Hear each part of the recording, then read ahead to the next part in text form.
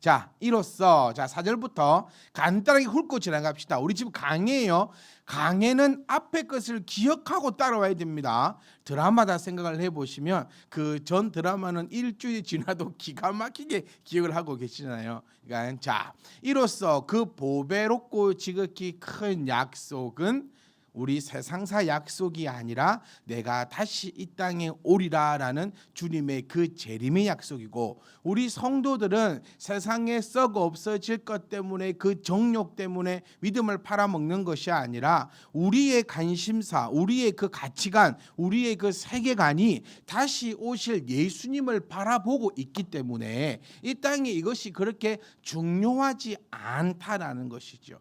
여기서 오해하면 안 된다 했어요. 그러니까 이 세상은 중요하지 않으니까 이 세상을 내 마음대로 살아도 되느냐라는 그 질문이 분명히 있을 겁니다. 우리만 그런 생각을 하는 것이 아니고 이 시대에 이 성도들도 그런 생각과 그 질문이 있기 때문에 우리 사도 베드로가 5절 말씀, 6절 말씀, 7절 말씀을 통하여서 거기에 대한 해답까지도 내리고 있다는 거예요. 그러니까 우리가 이 4절 말씀을 통하여서 우리가 먼저 지켜볼 것은 이거라는 거예요. 세상은 썩어 없어질 것이니까 여기에 관심을 갖지 말고 성도라고 한다면, 성도라고 불리고 우리의 세계관이 우리 하나님을 향해 놓여져 있다라면 이 세상 것 때문에 울고 웃지 말자. 제가 여러분 매일처럼 말씀드리는 거 있잖아요. 오늘은 무엇 때문에 웃었습니까? 오늘은 무엇 때문에 울었습니까?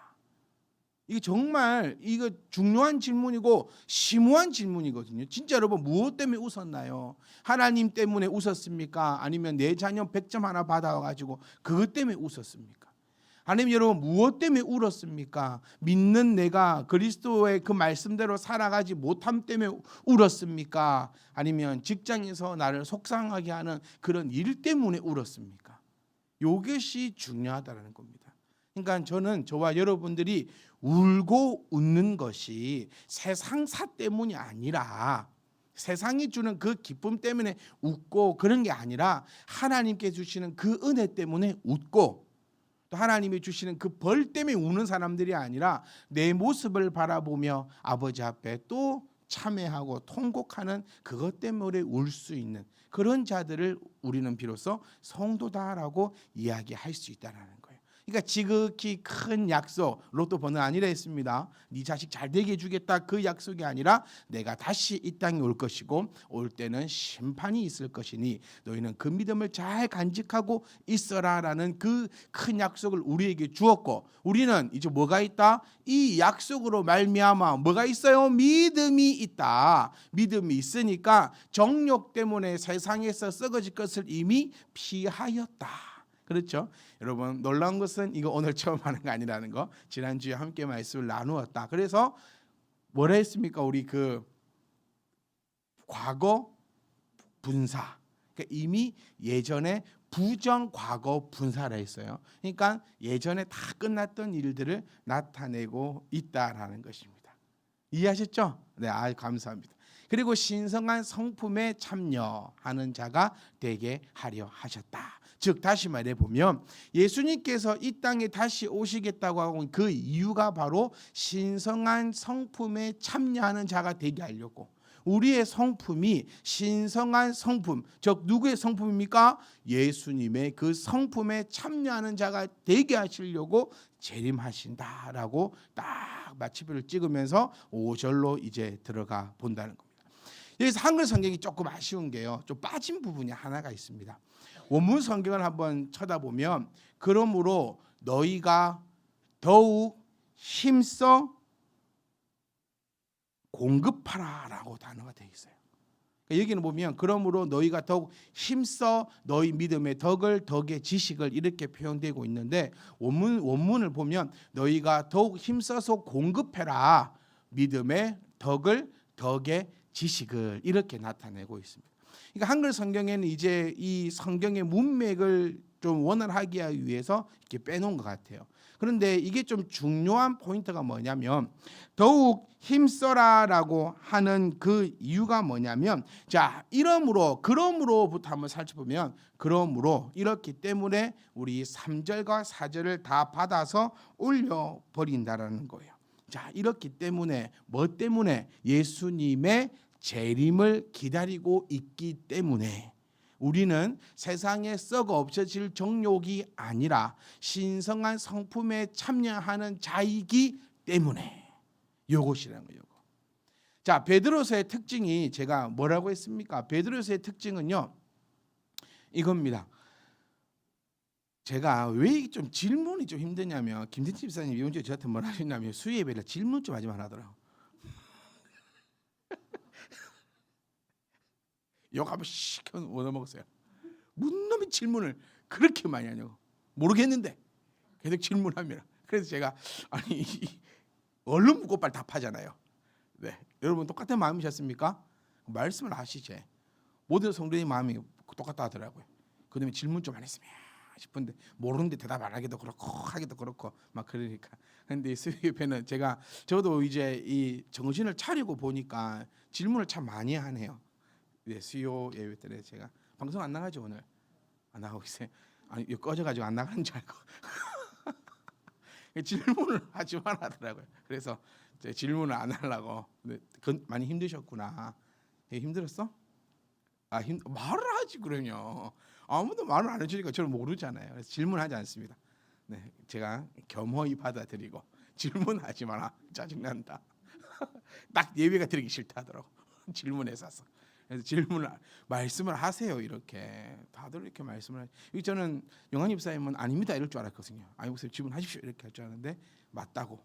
그다음에 질문을 하지 마라. 모르겠다. 알겠습니다. 그래서 제가 말하면서 제 의식이 되는 거예요. 지금 말을 못 하겠어. 계속 뭡니까 이렇게 하니까 자 그러니까 뭡니까? 자 그러므로 그러니까 베드로서의 특징은 믿음의 초신자들에게 쓰여진 책이 아니라 믿음의 그 상급자들, 다시 말하면 믿음의 확신이 있는 자들, 예수 그리스도의 재림을 알고 있고 믿고 있고 기다리고 있는 자들을 위해서 쓰여진 책이다라는 사실을 우리가 딱 못을 받고 가셔야 돼요. 그러니까 그러므로라고 하는 얘기는 5절 말씀을 받는 것은 아무나 받는 것이 아니라는 거예요. 그러니까 수준이 되게 높은 것이라는 겁니다. 그러니까 저희는 성경을 볼 때 조금만 정신을 차려서 무의식의 흐름대로 가면 안 된다 했어요. 예배는 우리가 지금 예배를 그렇게 일주일 동안 많이 드리지 않습니다, 여러분. 물론 가정에서 또 개인으로 여러 가지 또 경건의 그런 시간들을 통하여서 우리가 함께 하시겠지만 그래도 교회에서 우리가 이렇게 모여서 하나님을 향해서 예배하는 것은 우리가 그렇게 많지 않잖아요. 일주일에 통틀어 보면은. 그러니까 이 예배의 이 짧은 이 1시간만이라도 무의식의 흐름으로 가지 말고 정신을 가득 차려가지고 의식의 흐름으로 쫙 가셔야 됩니다. 그냥 교회에 있다가 집에 가고 나면 내가 뭐 하고 왔지 이런 생각이 들면 안 돼. 내가 어딜 갔다 왔나 이런 생각이 들면 안 돼.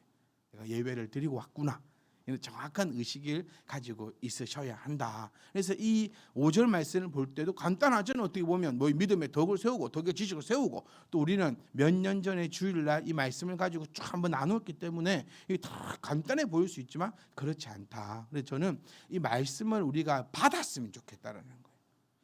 흘려보내는 것이 아니고 이 말씀을 받았으면 좋겠다는 거예요.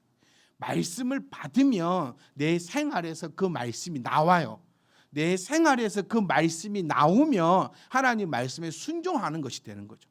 그러니까 이 하나님 말씀에 순종하면 우리가 믿는 것이 세상 모든 민족 위에 뛰어난 복으로 너에게 임하겠다. 그 복이 어떤 복인지 가네요. 하늘의 신령한 복과 땅의 기름진 복이라 했잖아요. 항상 이게 아름답게 조화를 이루어 가야 되는 겁니다. 무조건 죽어서 천국 가는 종교가 우리 아니라 했잖아요. 죽어서 천국 갈 것 같으면 빨리 죽어 보자는 거예요.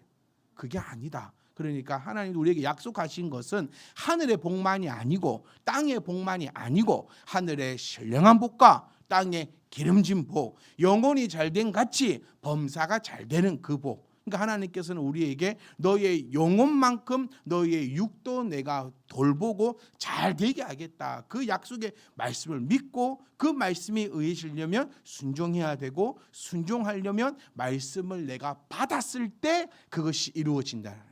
순종은 힘들지 않습니다. 힘들게 하는 것은 순종이 아니에요. 힘들게 하는 것은 순종이 아니고 그것은 고문인 거죠. 하기 싫어 죽겠는데 하는 것이 순종입니까? 주님께서는 십자가 지기 싫어 죽겠는데 지셨냐는 거예요. 아니라는 거잖아요. 기쁨과 즐거움과 그 순종하는 그 마음으로 나아갔다는 겁니다. 십자가의 도는 결코 뭐가 아니다, 무거운 것이 아니라 내가 기쁨과 즐거움이 있는 것이다. 우리가 정말 기억하셔야 돼요. 제가 2022년 이 한 해 동안 계속해서 하고자 하는 것이 새로운 말씀으로 여러분과 함께 나누고 있는 것이 아니래요. 잘 한번 말씀에 2022년 동안 우리가 함께 나누었던 그 말씀을 한번 짜집어 보세요. 새롭게 들었던 말씀이 있는가? 지난 10년 동안 우리가 함께 말씀을 나누었던 것을 계속해서 엮어가고 있다는 것을 여러분이 눈치를 채셔야 된다는 거예요. 그러니까 주님이 우리에게 뭐라 말씀하셨습니까? 자기 십자가를 지고 오라. 그러니 그 십자가는 남의 십자가 지려면 힘들어요. 근데 내 십자가를 지기 때문에 십자가의 도는 결코 무거운 것이 아니다라고 사도 베드로가 우리에게 알려줬던 것처럼 우리는 우리의 십자가를 지고 갈 수 있을 그것이 바로 말씀을 받았을 때 가능하다. 그러니까 우리는 말씀을 받아야 한다는 거예요. 그래서 이 5절 말씀도 그러므로라는 이 단어 하나에서 너희는 이제 말씀을 받을 때가 되었다라는 거죠. 그러니까 언제까지나 우리가 젖먹이 신앙으로 절대로 있으면 안 된다는 거예요. 1년, 2년, 5년, 10년, 30년 시간이 지나면 지날수록. 그러니까 우리 아이들은 어떻게 돼야 돼요? 우리 아이들은요, 나이의 30년 신앙을 그대로 가져가서 40년, 50년, 60년, 70년이 돼야 되는 거예요. 태어났으니까 또 0, 10년, 20년, 30년. 그럼 사람이 얼마나 오래 살아? 그럼 그 신앙 그대로예요. 항상 기고만. 그게 아니다.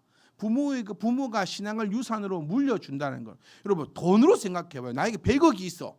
그럼 자녀에게 100억을 물려주면 세금 얘기하지 말고요. 또 세금 얘기하지 말고 100억 물려주면 아주 복잡해집니다. 이 상속세. 이거 빼고 그냥 간단하게 산수로 100억을 물려주면 자녀는 100억을 가지고 시작하는 거예요.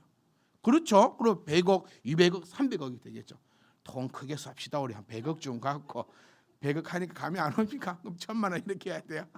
빛을 물려주지 않겠다 이런 마음으로 우리가 살아가는데, 자 그런데 신앙만큼은 왜 아이들은 다시 이거 밑바닥부터 시작한다 생각하세요. 내가 30년 믿었으면 이 신앙의 유산을 아이에게 탁 주는 거예요. 그럼 아이의 신앙은 30년부터 시작하는 겁니다. 그러니 우리의 신앙보다 훨씬 더 아름답고 훨씬 더 이쁘고 훨씬 더 거룩스러워야 되는데 우리가 신앙을 유산으로 물려주지를 못하니까 항상 그냥 전맛바닥을 다 죽어요. 이제 우리 한국교회 문제가 모든 사람이 다 전맛바닥 죽는 거예요. 모든 성도가. 저와 여러분들은 다른 곳은 모르지만 우리들은 그러지 않았으면 합니다. 그래서 그러므로 이 한 단어 때문에 지금 우리가 이러고 있는데, 그러므로 그러니까 우리가 이제는 너희가 더욱 힘써 공급하라. 정말 멋있는 단어예요. 이제 보세요. 너희 믿음의 덕을, 이게 지금 중요한 게 아니고 그러므로 너희가 더욱 힘써서 공급하라는 거예요. 이 공급하라는 단어의 원어의 뜻을 한번 살펴보면 이런 단어로 쓰여져 있습니다. 이것은 무대 공연을 비용을 지불하는 그 단어로 쓰여요. 단어 한번 읽어드릴까요? 에피코르케사테. 네, 이 발음을 신경 쓰지 마세요. 제가 한글로 적어와서 읽어드리는 거니까.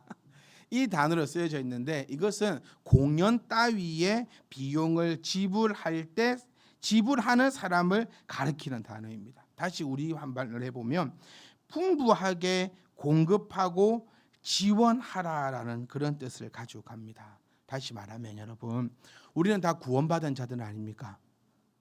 두 분만 구원을 받았고 나머지는 구원을 지금 이루고 계신다 이렇게 생각할까요? 그러니까 베드로서는 구원받은 자들을 위한 책이다라는 거예요.